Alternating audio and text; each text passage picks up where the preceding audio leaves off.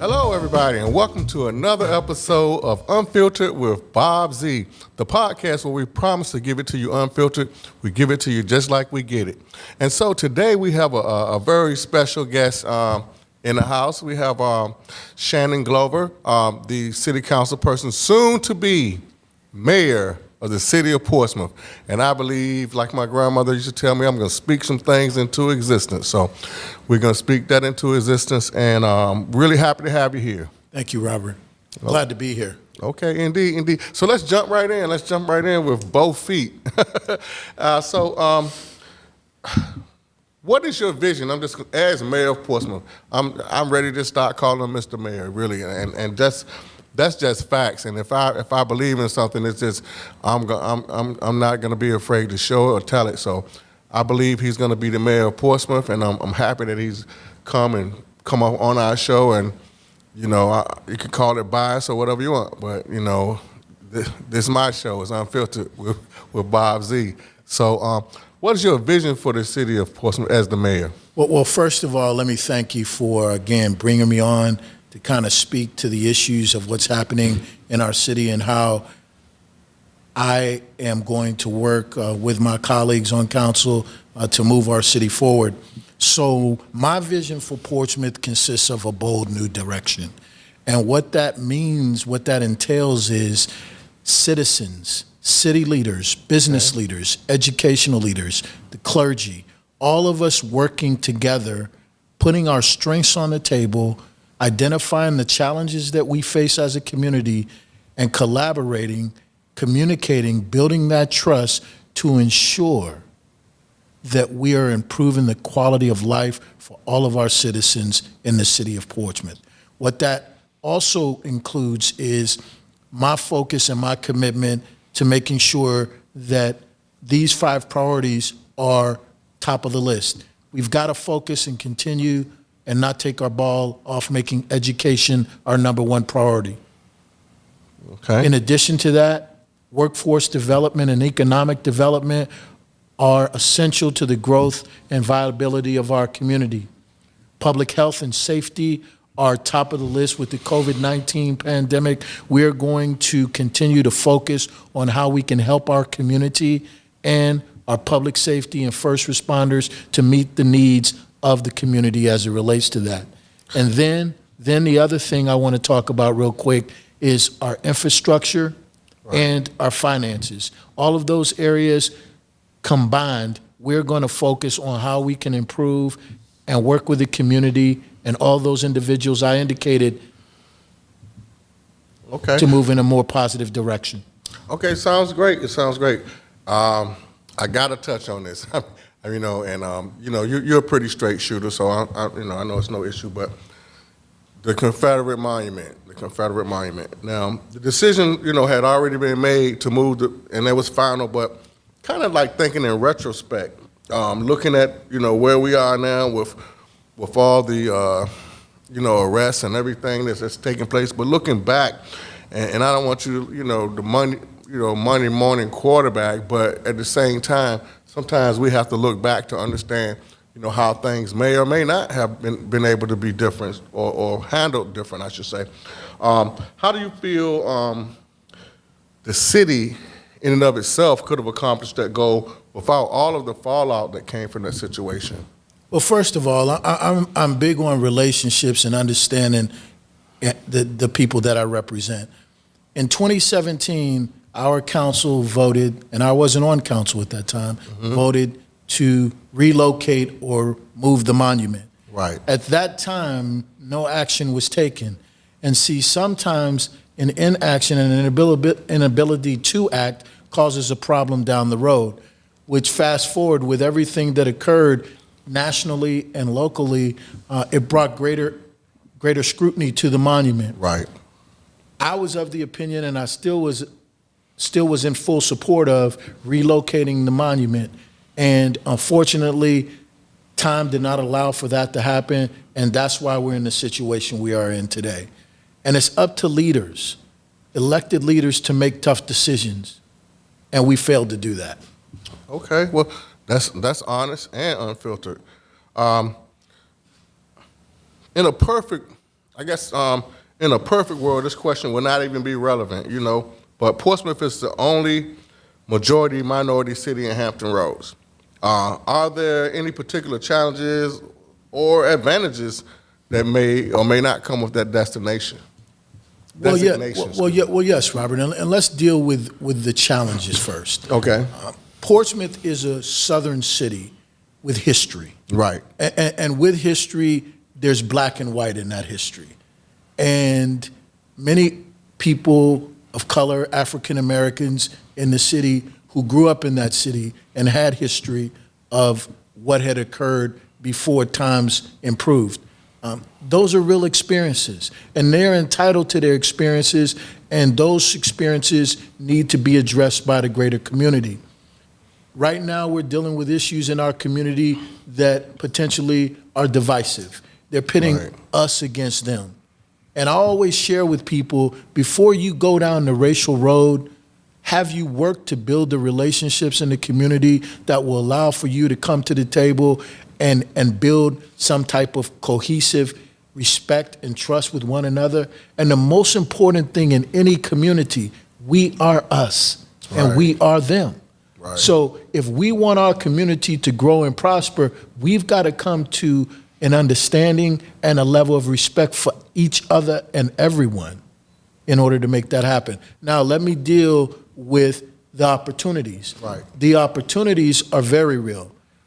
In areas of economic development, we have a strong working class population in our city, and that covers all communities. Right. And I think we can benefit from that as we bring new businesses to the city of Portsmouth. For example, offshore wind is coming to Portsmouth, and they're going to be headquartered and homeported in the city of Portsmouth.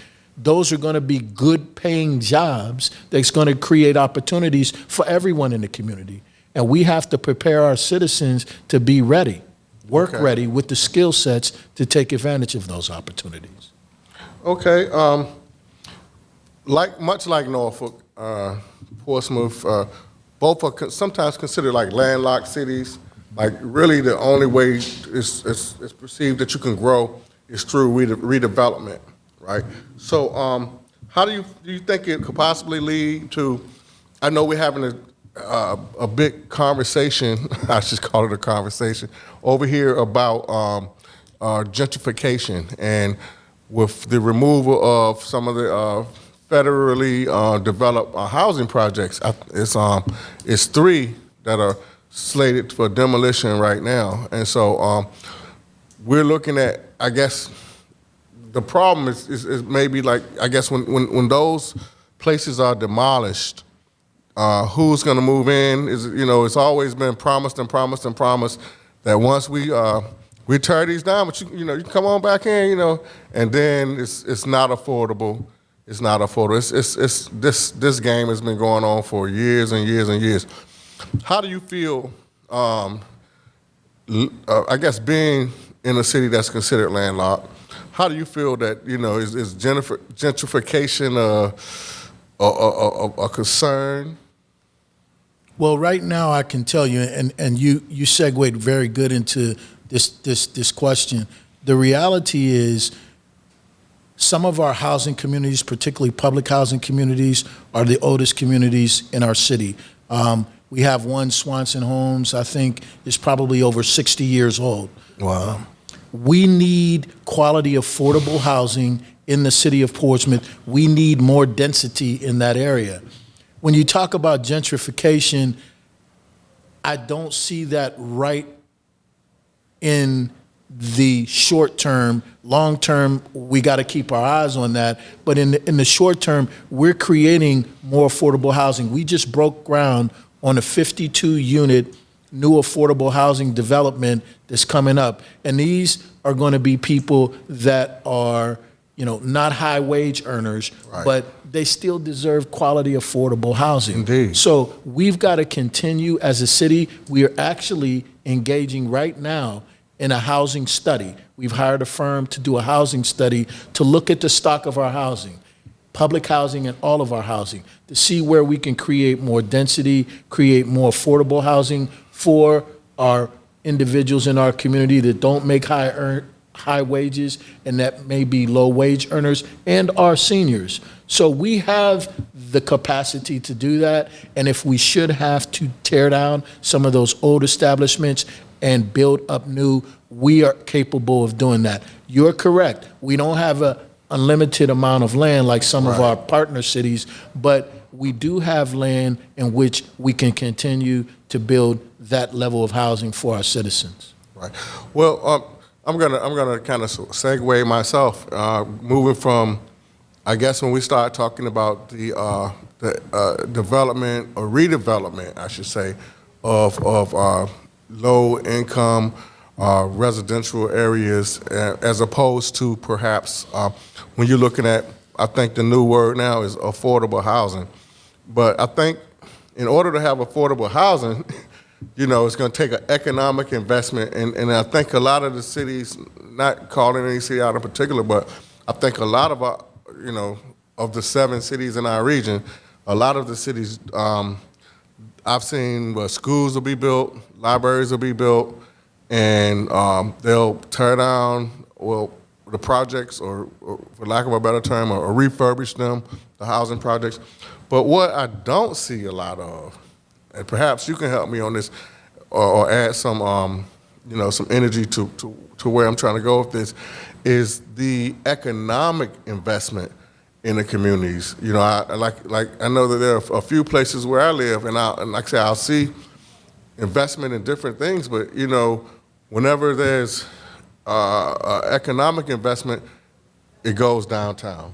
You know, so how do you feel that you could encourage economic investment, not just in some of the downtown areas or the financial districts, but in some of the underserved communities? Well, I think that's another very valid question. And to your point, so we have some of the oldest communities in the city of Portsmouth. A good example would be the Truxton community, which is one of the oldest, if not the oldest, African-American community in the city of Portsmouth. And so in that corridor, we need to have investment. For example, perhaps a grocery store, some other different types of retail establishments in that corridor. But in order to do that, we have to make sure that we make that area attractive that investment will want to come to. Definitely. And so if we have blighted housing, if we have those things, perhaps the strategy could be to land bank some of these areas and then revitalize them, redevelop them to bring in those amenities. And then to improve housing, and when you improve housing, you attract younger individuals, you attract young families, right. You attract professionals, you attract working class. So you get a group of different people that need the services that we can bring to those areas, because everyone can't get downtown. Right, exactly. So, you know, we have to bring the services to the community, and I think that that's one example of a community in Portsmouth that I think really needs to have a shot in the arm, so to speak, in the same things that you're talking about to make it more of a viable community. You know, I've been talking to a lot of various leaders in this, in our region, not just in our city in particular. And one of I remember, it hasn't been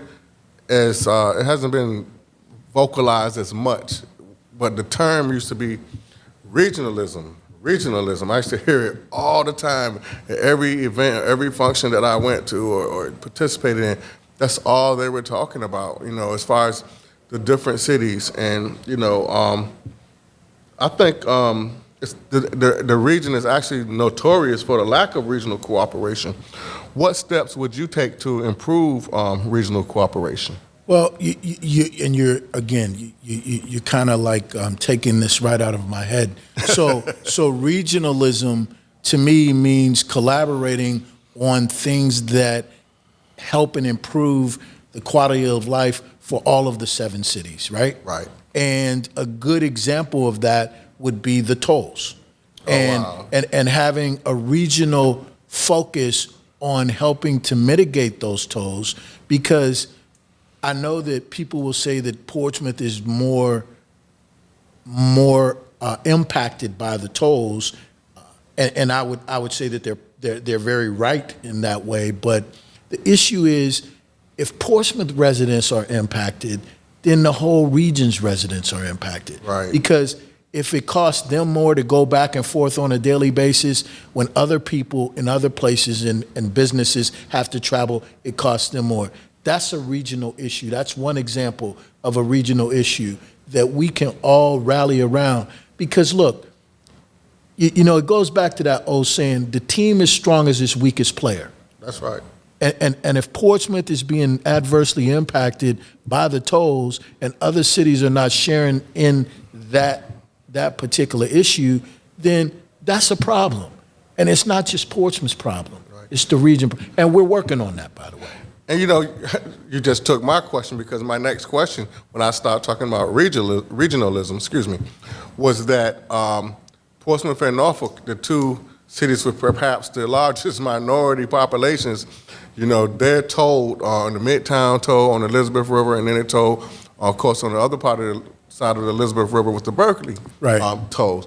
And so, I can recall, I've been around here a while, I can recall in Virginia Beach, they had tolls right up around Rosemount area. Mm-hmm. They had, and you had to actually pay to go down to the beach. And I'm wondering, I know they just put a toll up in Chesapeake, on Dominion, which, it's okay. But I always wondered, why in the world? Because a toll is just a tax. It's a user tax. Sure. Basically, that's what it is. And I've always thought that, there's no toll to go from Norfolk to Chesapeake. There's no toll to go from Chesapeake to Virginia Beach. There's no toll to go from Chesapeake to Suffolk. Why is there a toll to go from Norfolk to Portsmouth?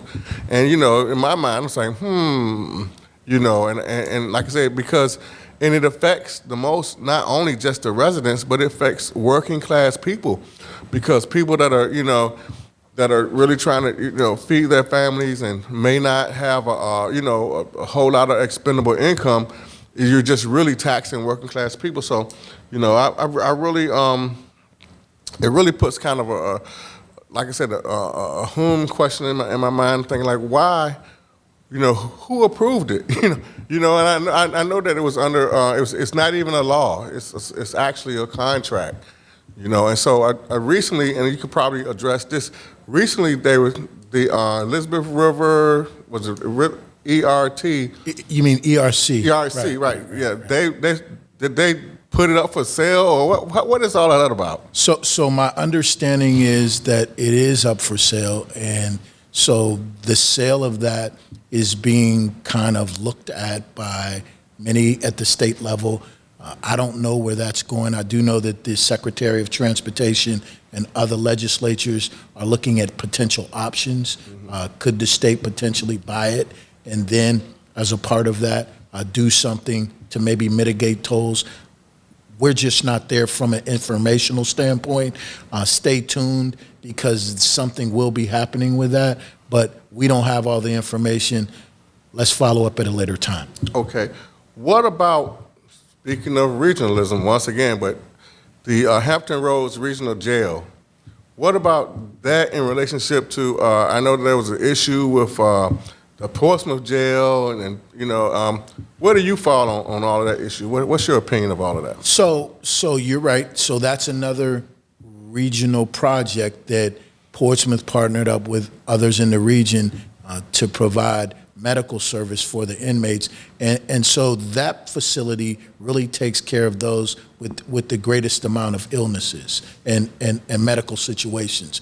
Where I fall on it, you have seen where the sheriff in our city, Sheriff Michael Moore, has refused to send inmates because of the issues that they were having regarding safety of the inmates, and that's real. And the Justice Department confirmed those concerns. Mm. So where I stand on that is, before we send inmates over there from the city of Portsmouth, we need to clean that up. Okay. In addition to that, we need to work with those regional partners to see if there are things that we can do to perhaps improve that situation. Also, as it relates to the jail in Portsmouth, we have our own city jail. And the issue in Portsmouth was, we're paying for beds in the regional jail. Right. And we have this city jail. We're losing money. We're paying for beds that we're not filling. Well, when that agreement was done 20 or so years ago, Portsmouth had a disproportionate number of beds, more than any other of the Right. participating cities. And so my rationale as a businessman is, can we renegotiate that piece of it, Right. and have a more equitable bed count that serves our needs, and then perhaps look at what options we have with our city jail based on the savings from that. It could create an opportunity for us to do something different. That's what I have always thought of, and that's what I was willing to support. Okay. So there's not a question of whether they're going to be a new jail or the jail is going to be remodeled or refurbished or something. So I always thought that was the overriding. And Well, that's based on the. Well, so the idea, the focus is, we've got a plan to redevelop that area. That means that the jail needs to come off of the water, and Okay. I'm in agreement with that. Okay. I'm in agreement with moving the jail off of the water, but we have to have a reasonable alternative to make sure that the needs of our community are met when we do that. Right. You know, it doesn't have to be an all or nothing resolution. It can be something, as we collaborate and sit down at the table and discuss all our options, we can probably come up with a better opportunity that'll meet everybody's need. Okay. This pandemic is and it's one thing that has affected everybody on the planet. So, it's like, wow, it's kind of been something that's just been the big dark cloud over everything. And I know people are struggling with depression. I think I heard the First Lady say that, she has dealing with low-grade, well, former First Lady, Michelle Obama, said she was dealing with some type of low-grade depression. And it made me think, what's going on with me? Am I good? And I think that that's a push now that I've been trying to support, particularly for African-American men, that we can say, it's okay not to be okay, And so that's something that is our community, is frowned upon, in our community for various reasons. But Well, if I could just speak to that for Go 1 ahead, minute. go ahead. Listen, one of the most important things, having been in healthcare for over 20 years, is your mental health. And to the point that you make, men in general, African American in specific, but men in general, Right. we have this attitude that we can solve all the problems, that we have to have all the answers. And during difficult times in my life, I've had that feeling, but I've also come to the realization to know that I can't handle everything, Right. that I can't fix everything. And when we get to that point, there's nothing wrong. In fact, that's a sign of strength when you reach out for help. right. And so we need to stop this idea, this macho mindset of that. And if we're hurting, man, there's nothing wrong with crying. Right. If you're feeling sad, there's nothing wrong with crying. But men in general do that, and we've got to get better at that. And our mental health, I would argue that our mental health is as critical as our physical health, and that's what we got to keep in mind. Okay. One other thing I want to touch on, when I started down the road of the pandemic, and the schools are going to, for this semester, I think, have already said that they're going to be virtual in the city of Portsmouth. And my question is, and I've been kind of asking, different officials from different cities, Sure.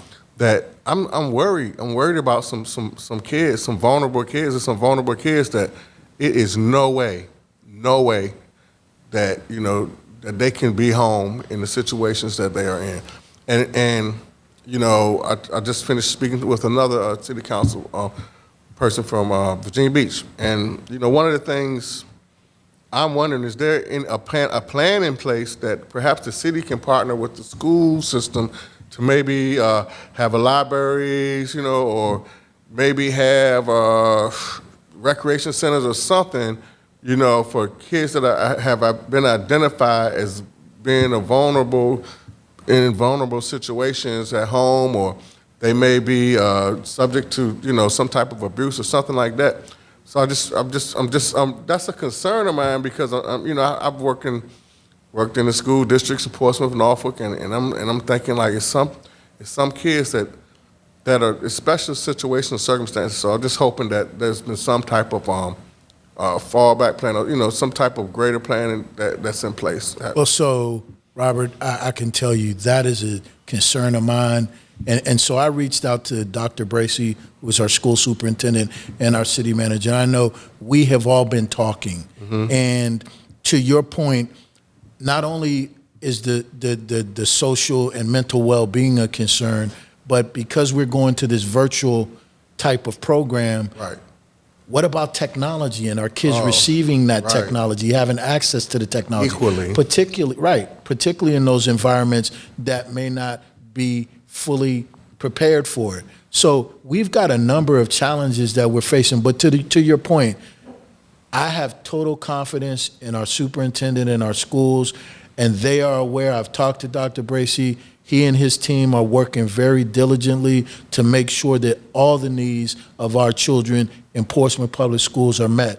And if there are gaps, we've already had this conversation. We're putting together additional funding to make sure we have the resources to get the tablets, to get the technology.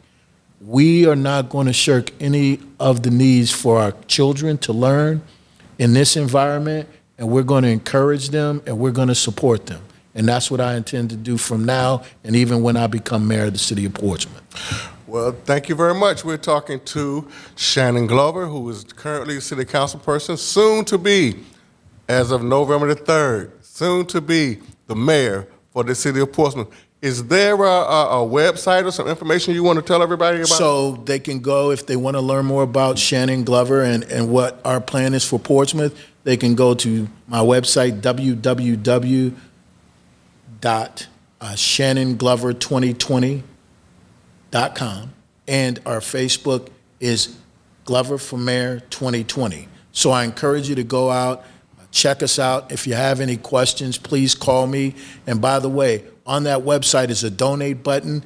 We always need resources to fund our campaign and our future for our city. So you're welcome to go out there and make a contribution to Glover for Mayor 2020. And the last thing I want to say, I'm looking forward to serving the citizens of Portsmouth and moving our city in a bold new direction. All right. Thank you very much for coming out, and we'll catch you next time on Unfiltered with Bob Z. Have a great day.